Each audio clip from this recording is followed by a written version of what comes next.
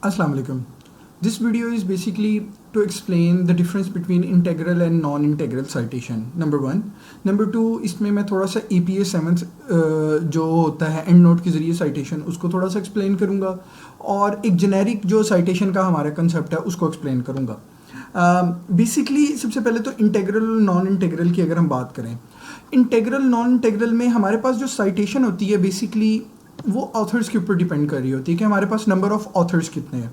अगर मैं एक रिसर्च पेपर आपके सामने ओपन करता हूँ और यहाँ पर हम देख सकते हैं कि हमारे पास 2 ऑथर्स हैं, ठीक है. देन मैं अगर कोई एक रिसर्च पेपर ओपन करता हूँ जहाँ पर मेरे पास, यहाँ पे आप देख सकते हैं कि मेरे पास 3 ऑथर्स हैं.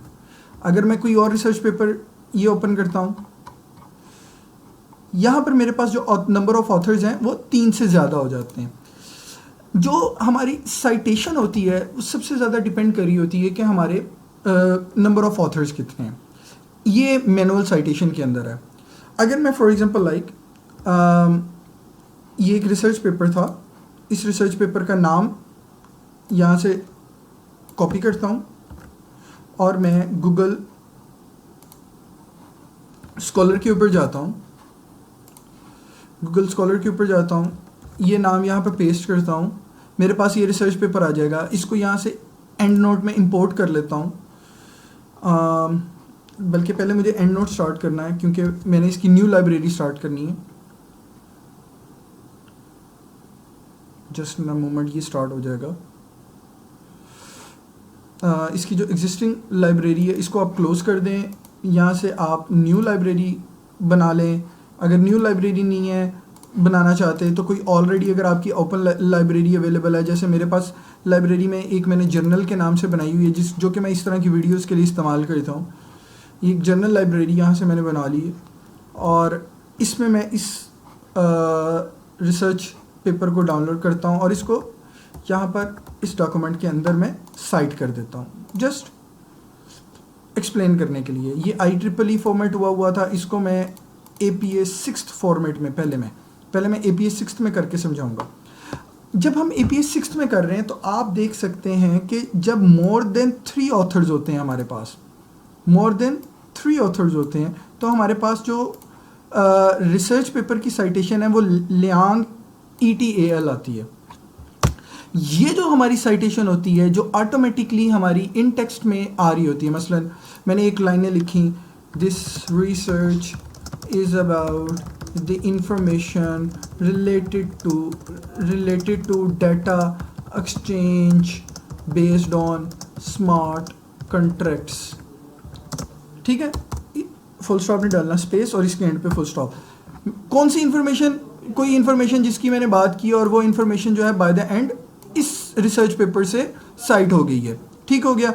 लेकिन अगर मैं स्पेशली इस रिसर्च पेपर को साइट करना चाहता हूँ, मतलब रेफर करना चाहता हूँ, तो मैं मैनुअली लिखूंगा Liang ETAL full stop 2018 discussed या proposed या explained in this research regarding the implementation of smart contracts for data exchange. ठीक है. ये जो तरीका होता है इसको इंटेग्रल कहते हैं. मतलब आप एंड पे जो एक साइटेशन डाल देते हैं, ये जो तरीका होता है ये नॉन इंटेग्रल होता है और लिटरेचर रिव्यू के अंदर ये तरीकाकार यूज़ किया जा रहा होता है. ठीक है. अगर हमने इसको, अब ये जो हमारे पास साइटेशन थी ये हमारे पास साइटेशन APA 6th में है. अगर मैं इसको APA 7th करना चाहता हूँ, कोई फ़र्क पड़ा? कोई फ़र्क नहीं पड़ा. मैं इसको APA 7th किया, कोई फ़र्क नहीं पड़ा. मैं यहाँ से जाके भी APA 7th सेलेक्ट किया, कोई फ़र्क नहीं पड़ा. तो क्या फ़र्क क्या है? APA 6th और APA 7th में क्या फ़र्क है? APA 6th और APA 7th में फ़र्क ये है कि ये वाला पेपर था ये DSC वाला, यहाँ पे आप देखेंगे एक DOI लिखा होता है. ये इस DOI को आपने कॉपी करना है, अपने एंड नोट पे जाना है, इसके रेफरेंसेस में जाना है और यहाँ पर जाके DOI के पोर्शन में इसको पेस्ट कर देना है. That's it. एंड नाउ आपने अपने इसको रेफरेंसेस को एक दफ़ा ऑफ करके दोबारा ऑन करें तो आपके पास ये जो DOI आपके रिसर्च पेपर के अंदर आ गया है, that basically now this citation is APA 7th। अगर आपको DOI ना मिले, अगर आपको फॉर एग्जांपल लाइक DOI ना मिले, तो आप क्या करें, आप इस पेपर के ऊपर जाएं, इस पेपर का एक URL है, ये URL आ गया, या फॉर एग्जांपल लाइक मैं कोई पेपर देखता हूं जिस पेपर के अंदर DOI नहीं है, जैसे हाँ ये वाला पेपर है, a review on 5G technology, इस पेपर का DOI नहीं है। मैं इस पेपर को निकालता हूँ, ठीक है, इधर पेस्ट किया,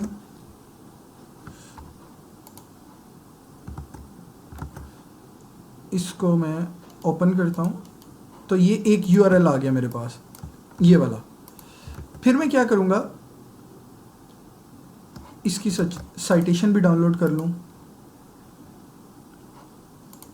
ये साइटेशन डाउनलोड करने के बाद इसमें फिर DOI की जगह मैं यहाँ पर URL ऐड कर दूंगा, और जब इसको मैं अपने रिसर्च पेपर में साइट करूँगा, फॉर एग्जांपल लाइक यहाँ पर मैं अब साइट कर देता हूँ, 5G technology is the technology of future, ठीक है, ये लिख दिया। और इसके बाद मैं इसको यहाँ पे साइट करना चाहता हूँ, जैसे मैंने यहाँ पे इसको साइट किया, क्योंकि ये मोर देन 2 ऑथर्स थे, पटेल ETAL आ गया, ठीक है, और मेरे पास ये जो रिसर्च पेपर है APA 7th आ गया। अब क्वेश्चन ये है कि यार ये APA 7 तो एंड नोट के अंदर मौजूद ही नहीं है, तो इसका बड़ा आसान तरीका, आप इसको क्लोज करें। आपके पास APA 7 नहीं है, मैं ये वीडियो के एंड पे आपको एक तरीका बताता हूँ, सॉरी, आप यहाँ पे जाएं गूगल पे, simply download APA 7th extension, APA 7th for and note, that's it. आपके पास ये एंड नोट की अपनी लाइब्रेरी आ जाएगी। आप सिंपली इस पे जाएं, एक सेकेंड, डाउनलोड स्टाइल पे जाएं, यहाँ से आपके पास स्टाइल डाउनलोड हो गया। जैसे ही स्टाइल को आप ओपन करेंगे, ये स्टाइल आपके पास आ जाए, आप इसको फाइल पे जाए, सेव एज पे क्लिक करें, क्योंकि मेरे पास ऑलरेडी APA 7th हुआ है, तो आप इसको सेव करेंगे तो आपके पास ये APA 7th की वो एक्सटेंशन आ जाएगी।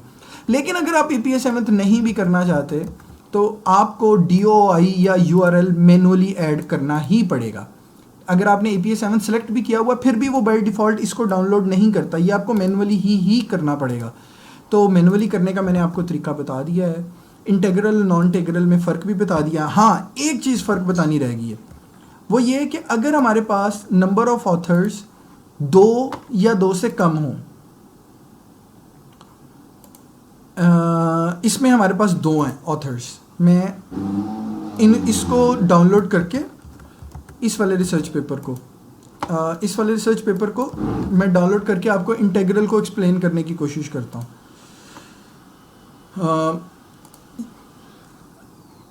सॉरी, पहले तो मुझे कोई लाइब्रेरी ओपन करनी पड़ेगी। ये मेरी जर्नल वाली लाइब्रेरी मैंने ओपन कर ली, और देन मैं डाउनलोड्स में जाके ये जो मैंने अभी ओपन किया हुआ था इसको ओपन कर लिया, अपने टेक्स्ट में जाके इसको वैसे ही साइट कर दिया, कुछ नहीं लिखा, साइट कर दिया। तो आप देख रहे हैं कि यहाँ पर सिर्फ ये 2 नाम आ गए, ठीक है। यहाँ पे ईयर नहीं आ रहा, हालांकि ये ईयर 2016 था। अगर मैं इसको APA 6 करूं, तब भी मेरे पास ईयर नहीं आया, हालांकि मेरे पास ईयर आना चाहिए। ये आपने बड़े इस चीज़ का बहुत ध्यान रखना है कि हमारे पास ईयर लाजमी आना चाहिए।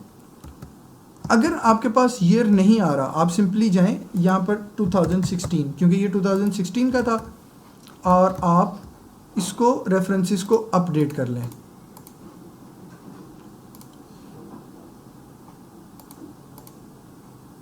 अपडेट कर लिए, ये ईयर आ गया। अगर आपके पास सिर्फ ये 2 साइटेशन है, ठीक है, ये 2 का है, तो इसको आपने नॉन इंटीग्रल कैसे लिखना है? एक तो ETL के साथ हो गया, एक तरीकेकार ये होता है कुड लिखकर and brave full stop bracket 2016 discussed regarding the 5G technology, एक ये तरीक़ेकार हो गया। और अगर सिंपल एक कोई सिंगल ऑथर हो, सिंगल ऑथर, मैं एक सेकंड कोई सिंगल ऑथर भी देखता हूँ मेरे पास। ऑब्वियसली मेरी लाइब्रेरी के अंदर कोई सिंगल ऑथर, मल्टीपल ऑथर्स ही हैं। Single author mostly single author, ये भी टॉड 2 ऑथर्स हैं, ये भी 2 ऑथर्स हैं, ये भी 2 ऑथर्स हैं। अगर आपके पास कोई सिंगल ऑथर हो तो जस्ट आपने सिंगल ऑथर में, जैसे मेरा नाम उस्मान है, उस्मान, इसमें आपने डॉट नहीं लिखना होता, एक्सप्लेन्ड इन इट्स रिसर्च, ठीक है, ये तरीक़ेकार होता है। और जब ये लाइन आपकी कंप्लीट हो जाएगी, इसके एंड के ऊपर, जैसे ये लाइन कंप्लीट होगी, discuss regarding the 5G technology in their research, authors proposed new model for the implementation of 5G radio waves to improve the energy requirements। ठीक है, ये मैंने एक चीज़ लिख दी। देन आपने इसके एंड पे साइटेशन करनी है, ये वाली साइटेशन यहाँ पे आपने एंड पे करनी है। तो बेसिकली ये जो साइटेशन होती है जो की गई है, जो ऑटोमेटिकली की गई है, ये इसको कहते हैं इंटेग्रल, और ये जो मैनुअली लिखी होती है इसको कहते हैं नॉन इंटेग्रल। और APA 7th का भी मैंने आपको बता दिया, जैसे ये वाला पेपर था, अब इसमें APA 7th इसको किस तरह करना है दोबारा अगर आप जानना चाहते हैं। इस रिसर्च पेपर का भी जो है वो नहीं लिखा हुआ कहीं पे, URL या DOI नहीं लिखा हुआ। सिंपली जाएं, इस पेपर को ओपन करें, अगर ये डाउनलोड होने लग जाए तो ये वाले URL को कॉपी करें, क्योंकि हमें सिर्फ URL से मतलब है। इस पेपर के ऊपर आएँ, इसके रेफरेंसेस में अगर वो DOI है तो DOI लिख दें, अगर URL है तो URL लिख दें, और अपनी रिसर्च को अपडेट कर लें। Turn off, turn on. Now you will be able to get, ओहो ये अपडेट नहीं हुआ, ये वाला पेपर, इसमें मैंने URL ऐड कर तो दिया है, अपडेट हो जाना चाहिए। टर्न ऑफ, ओके, ये APA 7th करना है पहले इसको, क्योंकि APA 6th जब आप करेंगे आपको ये URLs नज़र नहीं आएंगे, ये भी नज़र नहीं आना चाहिए था, ये भी ऑफ होना चाहिए। ठीक है, कोई मैंने एरर किया होगा जिसकी वजह से ये आ रहा है, ये ऑफ होना चाहिए। लेकिन APA 7th में आपको ये नज़र आते हैं।